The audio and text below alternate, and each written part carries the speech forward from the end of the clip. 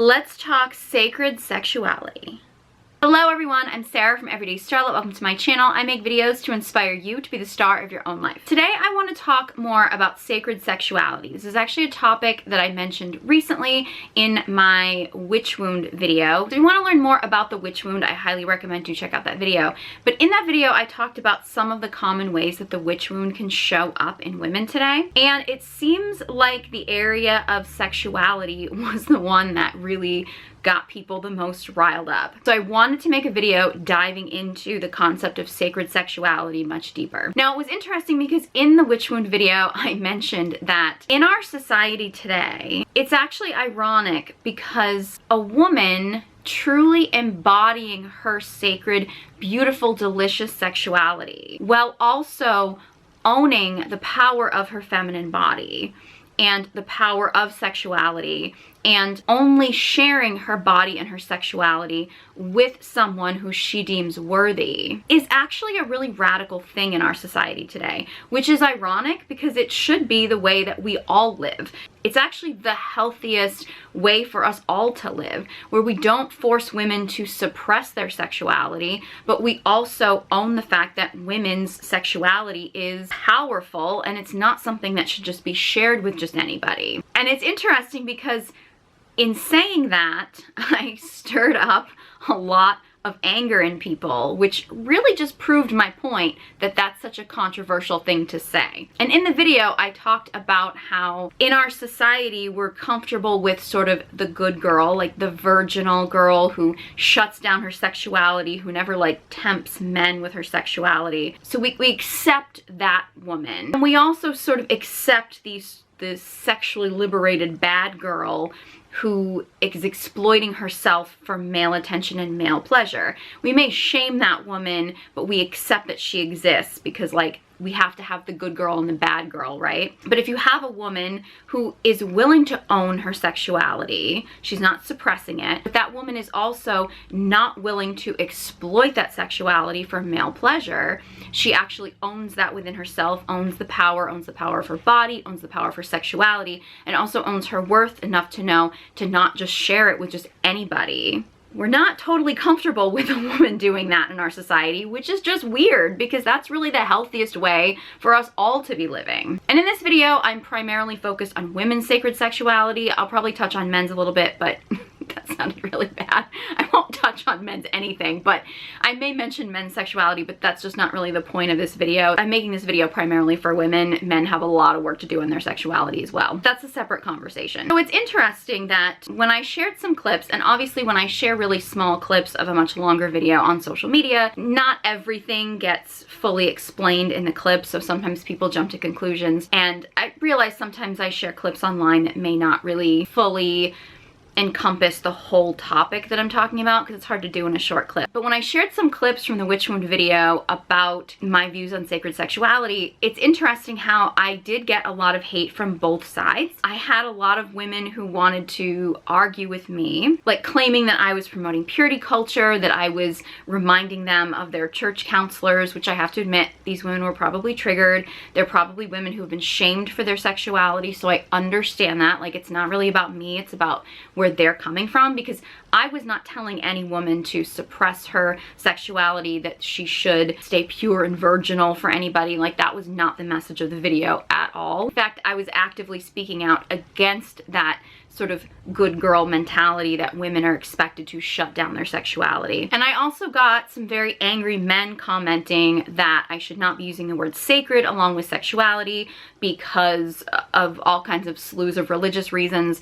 It's interesting how I say sacred sexuality and people literally jump to religious extremes, which I think just proves how much religion has truly affected our view of sexuality, whether it being good or bad. I mean, we're all here because of sexuality, and none of us would exist if it wasn't for that. So to say that it's bad or wrong is pretty ridiculous if you think about it. But also, I think it's fair to acknowledge there's a lot of people in the world who don't use their sexuality in a healthy way, which is true about anything. I mean, you can take the healthiest thing in the world and you can abuse it. Water is very good for us, but we can drink enough water so that we actually die, so that we drown. To say that something is, you know, good and that something can also be used in a harmful way is pretty realistic. I mean, most things can be used that way. I just found it interesting that the topic of sacred sexuality and my explanation of the fact that neither of the extremes when it comes to women and sexuality, the extreme good girl or the extreme bad girl, is a healthy mentality to have, and how I actually did get so much anger from both sides. And I wanted to address some of the topics that came up from that discussion. One of the things is I had a lot of women that felt like my perspective on sacred sexuality was always in terms of a man. And that was not my intent. I think most of you probably knew that, but my intent was not to discuss women's sexuality in terms of a man. However, most of us women are very conditioned from a young age to view our sexuality in terms of a man. Now, all the stuff I'm talking about when it comes to sacred sexuality, I typically come from a very heterosexual perspective, but all the things I'm talking about really are for anybody in any kind of relationship dynamic. I'm talking about women connecting to their own sexuality, whether or not they have relationships with men, whether or not they have relationships with women, or whether or not they are just single. I mean, none of this stuff is really in terms of a specific partner. But that said, let's be real, in today's society, most women, even if you don't date men, have had men shape their sexuality in some way, shape, or form. I mean, that's just the nature of our society, and we can't just like pretend that men don't exist in relationship to our sexuality, even if we don't share sexual experiences with them. That said, I don't want women to think of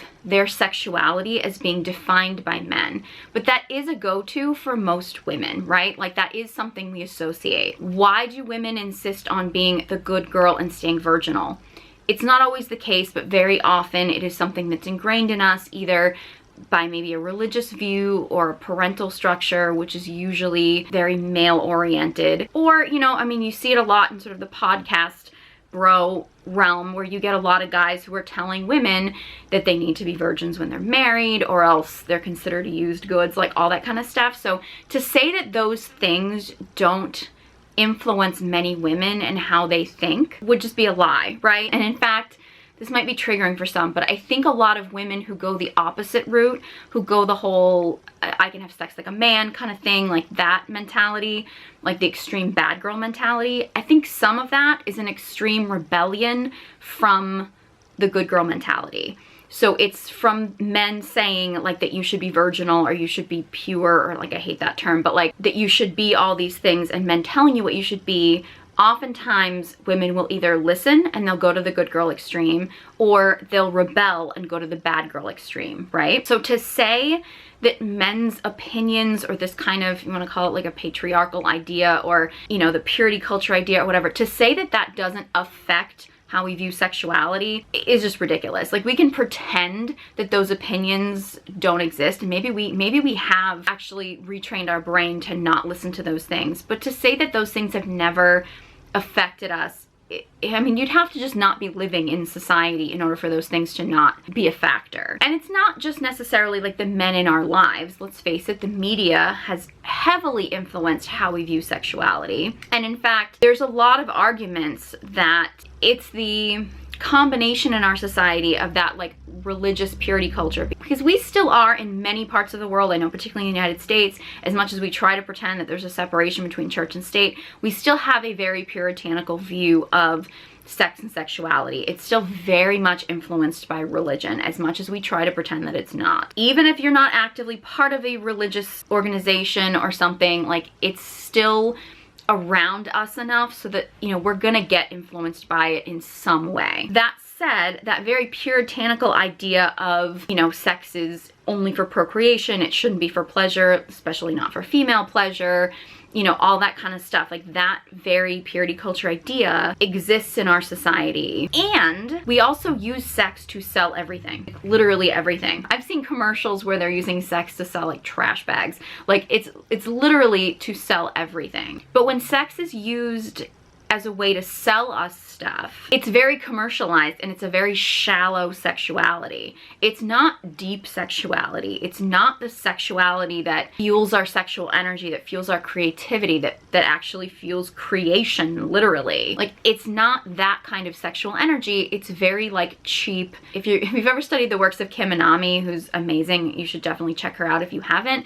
She calls it junk food sex. Like, it's like the junk food of sex. It's not like deep, nourishing sexuality. It's just like cheap junk food sex. So we're trained in our society, and this goes for men and women, we're trained in our society to see sex as being like bad or wrong or like unclean or impure or something like that. But also everybody's doing it, and like we should all be doing it, and we should all be using it to enjoy ourselves. Like, we have this weird relationship with sex in our society. It's both wrong and something everybody's doing at the same time, which is a big conflict. And especially when young people are exposed to this sort of duality of things, you could see where when we're in our formative years as, you know, teens and sometimes even younger, being exposed to all this stuff, it's really going to screw up our views on sex and sexuality. The reality is, though, is that because women in this sense are pushed into the two extremes, the good girl or the bad girl,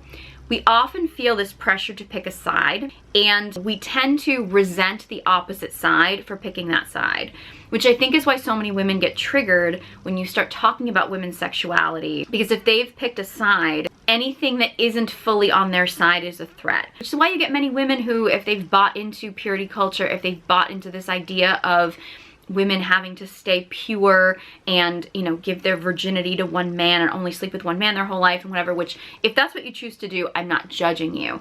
But if you get into this mentality of that's the only way to live and you can't ever tempt a man, you can't ever dress in a way that might evoke a man's sexuality or something like that, and you're so deep into that mentality, then any woman who falls outside of that extreme is gonna be deemed as a slut or a whore or some kind of thing that is outside the realm of what's acceptable. Even if the woman is just simply embodying her own sexuality for herself, that's going to be seen as a threat to somebody who has aligned with the extreme good girl mentality. You have someone who has gone the opposite direction, who has gone all the way to the bad girl mentality, but it's not coming from a healthy, aligned place. It's coming from a place of, there's several different reasons, but it's coming from a place of wanting to exploit herself in order to get male attention, which I'm not saying every woman does that, but there are women who do that. Or it's coming from a place of self-harm, because there are many women who use their sexuality and promiscuity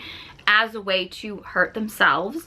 If it's coming from a place of avoiding her feelings, like an addiction. I know a lot of people don't like when I say this, but I call that the Samantha Jones syndrome. Samantha Jones was classic for, she didn't want to feel a feeling, she went to bed with a guy, which is really no different than having some kind of like a substance abuse addiction. It's just a way to distract yourself from your feelings and numb out your body, or have your body feel something else so you don't have to face what you're actually feeling. Those aren't healthy behaviors. It's your body, you can choose to do what you want with your body, but those are not healthy behaviors that are going to get you likely the end result that you want. It may get you a superficial fun night, and you know, if that's what you want, I'm not here to tell you you can't do it. It's probably not going to feel fulfilling at the end of the day. It's very similar to, I use Kim Anami's term, junk food sex. We all know, like, if you eat a pile of junk food, it might feel good in the moment, but when you're done, you're gonna feel like shit. So if you're using something like sex as a way to distract you from your feelings, or as a form of self-harm, or just because you're looking for short-term gratification, but you don't actually think about the long-term effects. I mean, that's why we have things like the walk of shame and things like that, is because oftentimes when it's done, you feel like shit. And there's lots of different reasons why you feel like shit. Maybe it's because it really wasn't as fulfilling as you thought it would be. Because in reality, statistically speaking, it's incredibly uncommon for women to have a fulfilling sexual experience with a one-night stand. I don't remember the exact number. I think it's only like 16% of women actually orgasm from a one-night stand, which I find funny because I've said that before, and I'll get women like, orgasm is not the only reason to have sex, which is true. And I don't think that people need to be goal-oriented in that sense when we're talking about a sexual experience, because there's a lot of different reasons why people could share a sexual experience with another person. However, If we're talking about a one-night stand where your sole reason for showing up is simply for sexual gratification, do you think men would do it if they weren't having an orgasm? No. Like, if men were not guaranteed to have that sexual pleasure that most of them are addicted to, which I'll get to in a minute. Like, if men didn't have that, they wouldn't have one-night stands. They wouldn't waste their time, right? So if women are not getting even the short-term gratification from the one-night stand, and what are women actually getting from them? And I understand there are going to be women who are going to be like, I always have an orgasm in a one-night stand. Okay, well then you're the exception. That's fine. But most women are not. But they're having a sexual experience anyway, and oftentimes they're left unsatisfied. And I'm going to get to some of the variations between men and women in sexuality in a minute. But if a woman is on that extreme, that bad girl extreme, for whatever reason, and there's many different reasons why women may become overly promiscuous. And I say overly promiscuous because, like, what your level of sexuality and your level of promiscuity and your connection to your sexuality and how you express it, like, there's a huge range of ways that women can express and embody their sexuality. I'm not here to tell you what that way should be for you. That's your decision. I'm talking about the extremes right now. So the extreme promiscuity that's not coming from a healthy embodied place. If you do find a woman who says anything like maybe that women should see their bodies as being powerful and that they shouldn't share their bodies with just anyone, and that doesn't mean that it has to be one person the rest of your life, that doesn't mean that it has to only be your husband,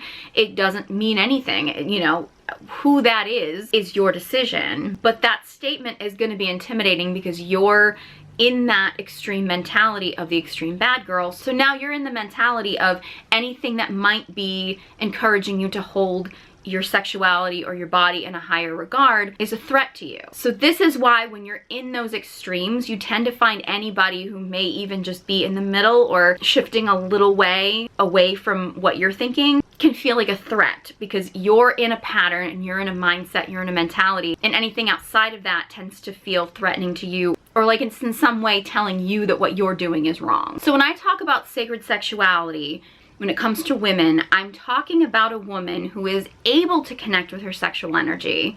And I'm not talking about doing it for male attention or male pleasure or anything like that. I'm talking about doing it for herself, because our sexual energy as women is incredibly powerful. It's beautiful, it's healing, it feels good, it's delicious. It's such a great thing. We should be connecting to that for ourselves more than anything. And it's also important for women to understand the power of our feminine bodies. Our feminine bodies are so powerful.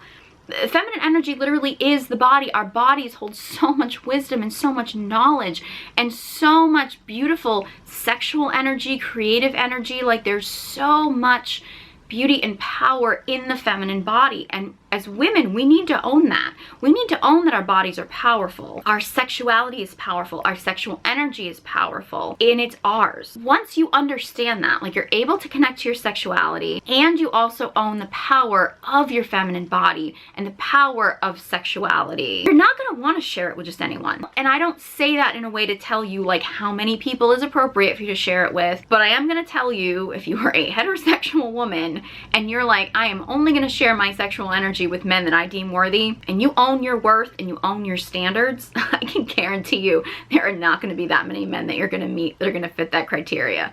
You're not going to be able to sleep around because there's just not going to be that many men in the world that actually fit the criteria of a man who is worthy of your body. It's not going to be possible. And I know that there are women who want to come and argue that women can have sex like men, sleeping around or one-night stands is no big deal. First of all, I find it just kind of odd, the idea of women having sex like men, because let's be real, we literally don't. Just from a biological perspective, as women, we're the ones who open and get entered. Men are the ones who penetrate. Men are the ones who give and women are the ones who receive. Women also hold the risk of pregnancy, which I realize that there are birth control methods. None of them are 100%. There are birth control methods that do affect that. However, anytime you bring that into the mix, which is a whole other conversation, now you're messing with hormones and things like that. So women are not actually completely connected to their body and their natural hormones. But that's a whole other conversation. But we literally don't like have sex the same way. We have different hormones. Our bodies just function differently.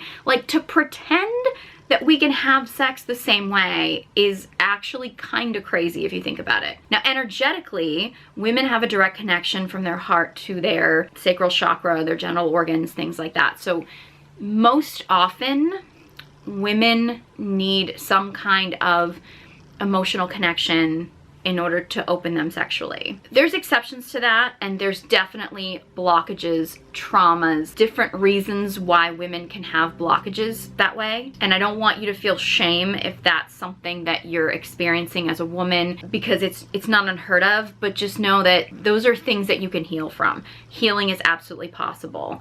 And you're worthy of it. You're worthy of being able to have a heart sexual organ connection. But for women, there's a much more direct connection. For men, there's less of an ability to connect their heart to their genitals, partly because they've been training themselves to have the disconnection, which I'll get to in a minute. But so energetically, women experience sex differently than men. To say that we're gonna have the exact same experience or that women can have sex like men is kind of ridiculous, because it's not gonna be the same. Now, does that mean that women are incapable of having sex and not feeling anything? I'm not saying that. I have to admit though, I'm being really honest, and granted, I haven't done like official surveys around this, but I have met and talked to a lot of people in my life, and I've never met a woman who told me that she had sex like a man. I've never met a woman who's told me that, who after getting to know her, I haven't discovered that she had something else going on with her body that was disconnecting her from feeling her body in some way, whether it be some kind of medication she was on, or whether it be some kind of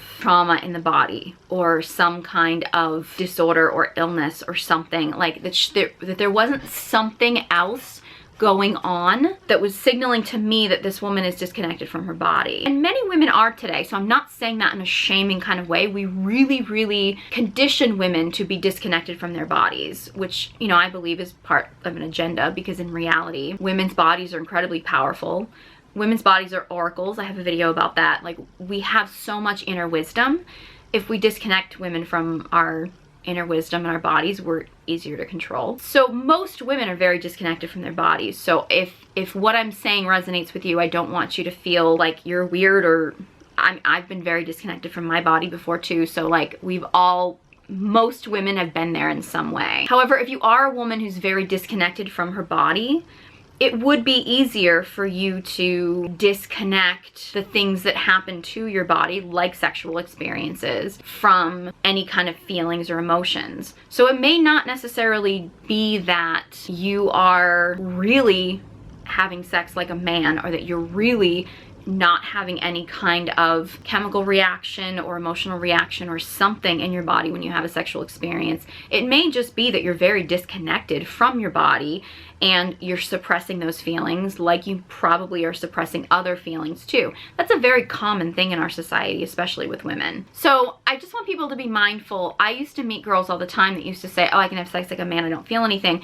And I used to think I was weird because I wasn't able to disconnect like that, until I realized that no, actually the fact that I can feel those things is actually a signal that I can connect to my body, and that a lot of these women who are disconnected from sex can't feel into their body, or are rejecting the feelings in their body, and that is why there's a disconnection there. I really do believe that that's actually the pair bonding argument. There's kind of this mentality in the alpha male podcast bro world that if a woman has too many sexual partners, it ruins her pair bonding, and that she'll never be able to like bond with a man or love a man or something like that. I've seen some scientific evidence that that's true. I've seen some scientific evidence that rejects that idea. I've also seen a lot of scientific evidence that say that the same thing can hold true for men. We just don't talk about it for men, that if men have too many sexual partners, that can ruin their ability to have a relationship with a woman, and that can inhibit their ability to have a long-term relationship, that it's not just women. My argument would be not so much that it is the act of having sex with too many men that causes a woman to not be able to pair bond, that it's actually a woman who is actively sleeping with a lot of men is likely doing it because of some kind of past trauma, some kind of disconnection from her body, possibly some kind of addictive behavior or some way she's distracting herself from something. Like that, those things are leading her to have sexual encounters with more men, so that when she does enter into a relationship, it's not that she's had more sexual partners that's the issue. It's that whatever it was that was causing her to go to promiscuity as a trauma response or as a coping mechanism or something, it's that thing that's causing them problems in a long-term relationship. Because most of those things that would cause you to use promiscuity as a trauma response or a coping mechanism are the same things that are going to make it difficult for you to be in a long-term relationship. So it's not that if you have sex with so many people or a certain number of people that you're necessarily broken from that. But the thing is, you haven't dealt with like the root issue. And if you deal with the root issue, then you're more likely to be able to have a healthy long-term relationship with someone, even if you may have had more sexual partners. And I want to make it clear, because I've had people make assumptions when I talk about this stuff, like, oh, she's just trying to justify having a lot of sexual partners. I haven't. My body count is not high, so I'm not saying that as a way to like justify my behavior. I didn't have a hoe phase, wasn't somebody who slept around. I don't say that in a way of trying to judge women who haven't. That's just my story. I personally am somebody who was more on the extreme good girl mentality of actually having to figure out how to connect with her sexuality, which for me is still a work in progress. So I don't say any of this stuff to justify promiscuity. I'm just not shaming it. I'm not judging it, because I do believe that women who sleep around, and I gotta be honest with you, men who are really promiscuous too, it's usually coming from some kind of a trauma response or some kind of coping mechanism. And then at the end of the day, it's really important to heal the thing that's driving you to do that. Because at the end of the day, like if, I don't know, say for example, you are a sex addict or something like that, you can try to heal from your response to going to sex in order to cope, or that's how your response is or something like that. You can heal that, but you're just gonna end up substituting that with something else, like maybe food or maybe some kind of drugs or something like that. If you don't get to the root of what is leading you to have this response, or you don't get to the root of what is leading you to use this as a coping mechanism, that kind of thing. So another thing that I wanted to address was something else that I said which caught a lot of attention, and that is women are actually much more sexual than men, which is not something that we are taught in our society, but there's a lot of studies, a lot of research about this. As I mentioned in my Witch Wound video, and I mentioned this in other videos too, the difference is that we tend to view sex differently. Men tend to go for quantity, where women tend to go for quality. So while men in general are simply addicted to ejaculation, which they primarily learned from porn, it's also an evolutionary thing. If you think about it, when men had to mate in the wilderness, like when we were all cave people, it wasn't exactly like they could, like, you know, have a romantic evening and have a night full of lovemaking. Like they kind of had to like mate and go, or else they were going to get attacked by a saber-toothed tiger or something, right? However, that also gets reinforced with porn culture. And I don't want to make this whole video about porn culture and the side effects. I know that stirs up a lot of anger when I bring that topic up, but I think I want to give that video like its own video, because I really think it's an important topic. The more I've actually dived into how dangerous porn culture is, the more passionate I have become about talking about it. So I'm going to give it its own video. I'm not going to get into this too much. However, most of the problems we see in men's sexual behavior nowadays, at the root of it is porn culture. Men start watching porn on average about age 11, and that is literally programming their brains to disconnect sexuality from a real person. It's a problem in our society today. Now, on the flip side, women are looking for quality. Women have so much more depth in their sexuality, but most women, first of all, are not told that, which is why I think so many women get shocked when I actually bring this topic up, because many women are not told that they have a lot of depth sexually. Women tend to get trained and programmed, partly through porn culture, sometimes through religious structures, things like that, that showing up for sex as a woman is just something that you do for your husband. It's something that you do for a man. It's not something that women are meant to enjoy. It's just for men. So women never really even are told that they have a sexual capacity in many cases. Some women are, some women get a more in-depth sexual education. It's becoming more common, but it's still really uncommon in our society today. And many women don't feel comfortable enough in their bodies. I mean, not even just their sexuality, but just like their body in general, because many women feel so much shame in our bodies, which the media does. I have a lot of videos about body image diving into that much deeper, but many women are just simply ashamed of their bodies, not even from a sexual perspective, but just their bodies existing in general as a feminine body. We're told our cycles are bad. We're told, you know, everything about our physical body is bad, but we're also told that, you know, anything about our sexuality is bad, or that it's supposed to be performative for a man. It's supposed to be about like what to do for a man. It's interesting because like even when I was trying to search like hashtags for some of my content and I was looking up things like sacred sexuality and stuff, I was getting all these articles like how to get a man off or things like that. And it's just like, wow, even in terms of things like sacred sexuality and stuff, it's still so many people in this mentality of trying to teach women like how to do for men sexually, whereas most women never experience being able to actually enjoy sex for themselves or experience their own pleasure. And it's interesting because I talked about in the Witch Wound video about how most women are used to being with men who are conditioned to have quick ejaculation or to just, you know, have very porn-like sex, which tends to be very robotic or very scripted or things like that, and that women never actually experience the depth of their sexuality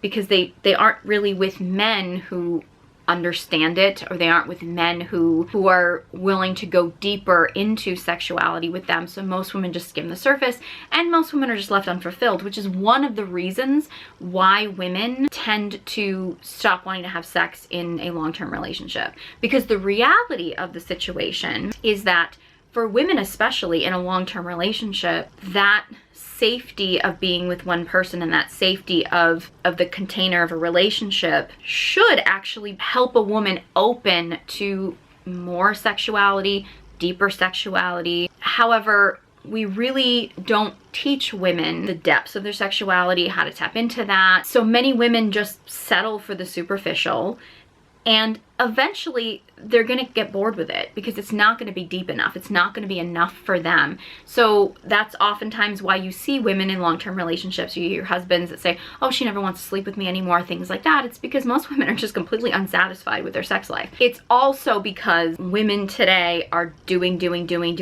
so much, and we expect more from women in relationships because many women are having to be breadwinner and the homemaker in a marriage, and also mother their husband. So if they have kids, they also have an extra kid with their husband and things like that. Like, that's a whole other conversation, and that's gonna kill sex drive. Most couples don't have any sexual polarity in a relationship, which means like there isn't that masculine feminine dynamic. Those are totally other conversations, and those are all factors in why oftentimes in marriages and long-term relationships why sex shuts down. However, one aspect of it is often because women just either don't know how to tap into their sexuality, or they just don't understand the depths, or they don't feel like they're with a partner who is willing to go to those depths sexually that she is. And it's interesting because when I actually shared a clip from the Witch Wound video where I talked about this, I did get a lot of men that brought up, well, shouldn't that be on women? Like, a lot of men actually brought that up, which I thought was interesting. Because the way I presented it in the video was not that this was men's fault, necessarily. That this was just the reality of the situation, that, you know, women, you know, aren't with partners who are going to the depths with them, and so they tend to just settle for the superficial. And there were some men who were saying, well, isn't that a woman's responsibility to know the depths of her sexuality? We don't expect women to know men's sexuality. Well, actually we do. We very often in our culture, and that's part of porn culture, is that so many men expect women to show up, because in porn very often women show up and they just know exactly what a man wants sexually. Why? Because there's a script. So I think oftentimes men get programmed to think that a woman needs to show up, and she can't have slept around. Like, you can't think that she's been with too many people, but she also has to know exactly how to please him sexually. Which, let's be real, it's easier to please a man sexually than it is to please a woman sexually. That's just the nature of reality, right? Again, because women have more sexual depth than men do. And I'm gonna say something that I don't usually say. I do agree with some of the men on this, that it is a woman's responsibility to be able to tap into her sexual energy. In the same way that it should be everyone's responsibility to be able to tap into something that they desire in a relationship. In the same way that if somebody cannot experience happiness, like they don't know how to experience happiness, if they go into a relationship expecting their partner to make them happy, but they don't know how to feel happy, their partner's never gonna make them feel happy. Like they can't, because the person can't experience that. There's the same thing with guys who are like, I want a woman to be my peace or something like that. And it's just like, well, if a person can't experience peace within themselves, like they don't have the capacity for that, they can't feel that in their body, then it doesn't matter what their partner does. They can't feel peace. So if you're trying to ask your partner for something that you're incapable of feeling within yourself, you're asking for the impossible. Now, does that mean that if you are capable of connecting to happiness within yourself, that your partner can't contribute or take away from your happiness? Of course. But if you can't feel happiness within yourself, your partner really can't do anything for you because you just can't feel happiness. So in the same way, if a woman cannot connect to her sexuality, if she's not able to connect to the depths of her sexuality, she doesn't understand it, she's not willing to go there, maybe she has blockages around it, or she just doesn't understand it or have any knowledge of it and she can't connect to it, well then she can't go to her partner and expect her partner to help her connect to her sexuality because she doesn't have the capacity within herself. That said, there are definitely certain things that men can do in a relationship that will create a safe space. In reality, like the masculine in a relationship, like if you want a feminine woman to open sexually, the role of the masculine partner primarily, and really all he can do in this situation, is to create a container where she feels safe to open sexually. Everybody's gonna have blockages. Everybody's gonna have things that come up. We're all different. They're gonna be varied. If you can make a woman feel safe, like truly safe, I don't mean like fake safety where like you kind of lure her into a false sense of safety and stuff, but like if you truly make a woman feel safe to open sexually, there's not much she won't do. I mean, that said, there's always going to be blockages, hurdles she may just not be comfortable with, or certain people just have certain boundaries. But the reality is most women's sexuality is so much deeper and more extensive than men's. It's actually interesting. I was listening to a lecture by David Data. For those of you that aren't familiar, he's really like the leader in masculine and feminine energies. He's written tons of books, he's done tons of lectures, like he's kind of like the top guru in the masculine and feminine energy space. And you know, he's been doing this for decades and stuff, and he's worked with couples over the years, and he said that anytime he's had a heterosexual couple come to him and say that they wanted to work in like darker sexual energies, or they wanted to get more darker or more experimental in their sexuality, right?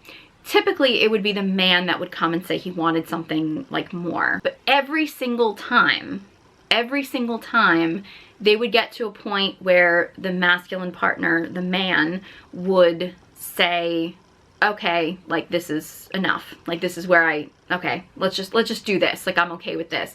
And the feminine partner would be like, oh no, I want to take this darker. I want to take this deeper. I want more, right? But very often it's the feminine partner that has the walls up, because the feminine literally is opening and closing. So she's the one that determines like how comfortable she is to open. And once she's comfortable to open, usually she's gonna want more, she's gonna want deeper, she may want darker, dirtier, all that kind of stuff. It's not necessarily a man's responsibility to teach a woman how to expand her sexuality. It's not a man's responsibility to mind read her sexuality or anything. However, it is the masculine partner's responsibility to create a safe container so that the feminine can feel like she can open to all the realms of her sexuality. However, women really do need to tap into this for ourselves and with ourselves. I did have somebody ask me actually if I thought that women should be experiencing this during self-pleasure, because men do self-pleasure a lot more often than women do.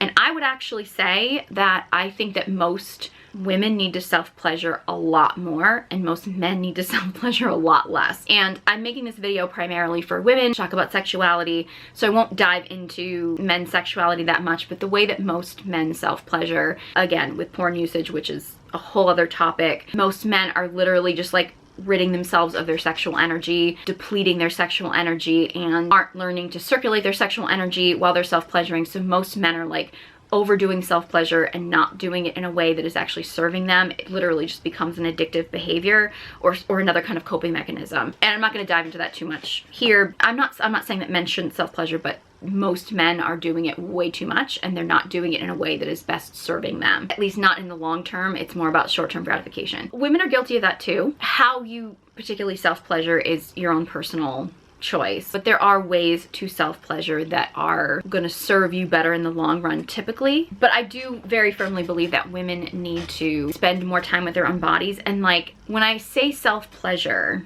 I mean literally tuning into the self and giving yourself pleasure. So that doesn't necessarily mean like, you know, grabbing a sex toy and going to town.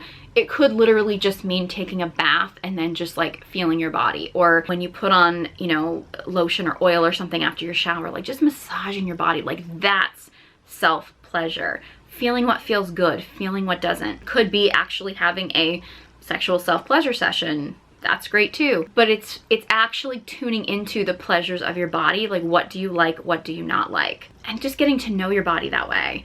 It's the first step. Then of course, the next step is communicating that to your partner, which is a hurdle for most of us. And I'm not gonna pretend that it's not, because for most women, we're often too afraid or shut down, or for whatever reason we tend to be blocked from sharing that with our partner. Again, because oftentimes we don't want to, like, we have that good girl mentality of like, oh, we should be the good girl, I don't want him to see me as being too promiscuous. You know, maybe we've been promiscuous in the past and we don't want our partner to think of us that way. Like, there's all kinds of blockages that can come up for women when it comes to communicating sexually with men. And if you don't have these blockages, great, like, own that, right? But most women do, so that's why I'm sharing this. So those were the main things that kind of came up when I shared about sacred sexuality, and I may do a follow-up video where I dive into this topic deeper. And if you have any other questions or anything about sacred sexuality, I'd love to make another video about this, because I really do feel like this topic is important. I want to share with you a few things about connecting to your sacred sexuality as a woman. One, I actually have my Dark Feminine Energy guided journal, which is a great gift for yourself, maybe for the holiday season, or a stocking stuffer for yourself, or maybe a stocking stuffer for the divine feminine being in your life. This talks about dark feminine energy, and which also includes the archetype of the sacred slut, which I actually specifically labeled this the sacred slut archetype because the term slut was a bit triggering for me as a former good girl. This actually gives you some information about the sacred slut archetype, as well as some practices to get you connected to your sacred slut, as well as tons of journal prompts and a lot of free space for you to journal out some of the stuff that comes up for you, which is really, really great. This has actually like all the dark feminine archetypes in it. For the sake of this video and sacred sexuality, the sacred slut is really the archetype you want to tap into. Not ready to go into your dark feminine archetype of the sacred slut, your lover archetype would be the light feminine version of that. And I have videos on here about the light feminine archetypes, and I also have a video diving into all the dark feminine archetypes if you want to learn more about the different archetypes. And this journal is really great for helping you connect to each of the archetypes, particularly the sacred slut. So definitely make sure this is on your Christmas list as a stocking stuffer, or this is under your Christmas tree. I also want to talk about a few other tools that are great for a stocking stuffer, either for yourself or a divine feminine being in your life. I'm not going to get too detailed about self-pleasure because I don't want to get this video demonetized. If you are going to have a self-pleasure session, I realize that just going in with a vibrator is the most common way that women do things, and it's not actually the best way to connect to your sacred sexuality. I'm not saying you can't do it, but many women are actually addicted to their vibrators in the same way that men are addicted to ejaculation. So if you are finding yourself consistently going to a vibrator, you may actually be numbing yourself out. It can feel good, but it may actually not be the best way to tap into your sexuality. There are a few tools that I actually think can help you to connect with your sacred sexuality that I want to recommend. I have a whole video diving into all my Yoni Pleasure Palace favorites. I really love Yoni Pleasure Palace because it's just a company that I feel very confident in recommending to women, because the products are all body safe.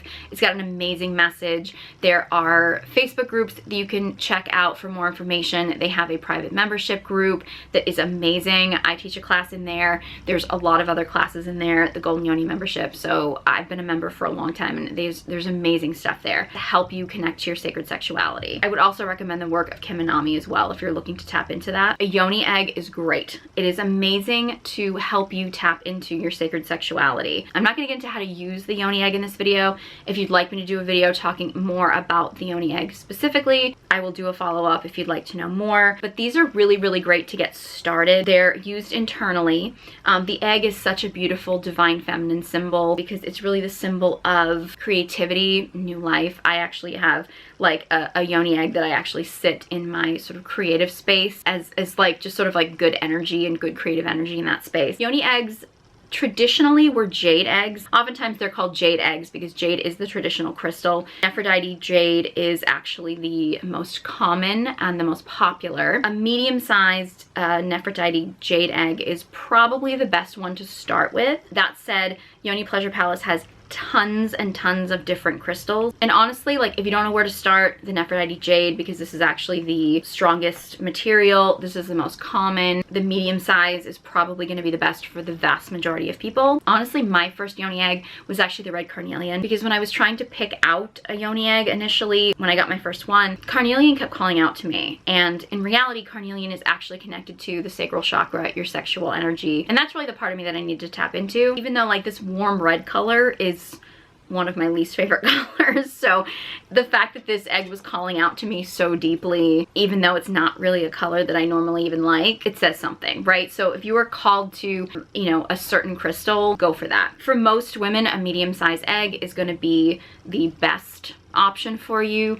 If you have had quite a few childbirths, you may want a larger egg because that'll be easier for you to hold inside of you. If you've like never had sexual penetration or anything, maybe a small. I mean, I would say if you are someone who actually has like a lot of pain with physical penetration or anything, I would work on healing that before you start with like any of these kind of tools I'm going to talk about. But I highly recommend a yoni egg. Honestly, even sometimes I just kind of like sit with mine, even if I don't actually use it internally. The egg is such a beautiful divine feminine symbol. Getting a crystal that really relates to you. Pretty sure that these eggs actually come with a little booklet that will give you a few exercises, but there's so many resources online, and again, I can do a more in-depth video talking about using the yoni egg if you'd like me to do that. But these make perfect stocking stuffers. You can get them drilled or non-drilled. I think all of mine are drilled. I recommend drilled. You don't have to because you can't lose them inside you. That's just not how the feminine body works. People often will get the drilled version and use a string if they're paranoid about being able to get it out, which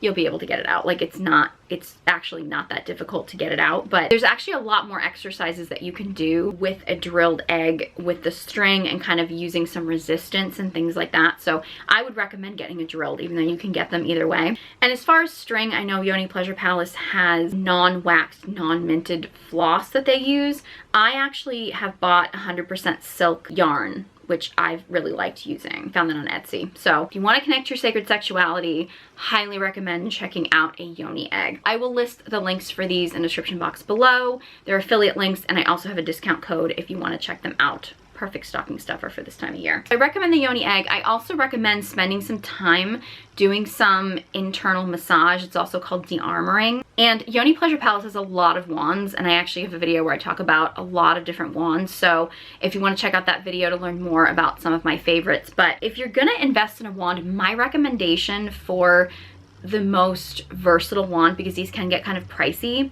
is some kind of dearmoring cervix serpent type of wand. This was the original one that I got. This is glass. It's body safe glass. The cervix serpent actually comes in a couple different versions. I don't remember which version this is. I think it might be the second one. They're all slightly different. This one can be used for so many different things. You can use the smaller end as like a, you know when you get like pressure massage, as like a massage, like it's an internal massage. You kind of can just go to the different parts of yourself internally, just kind of like hold and breathe and relax, and it's actually a beautiful practice. But you could also use this for self-pleasure purposes.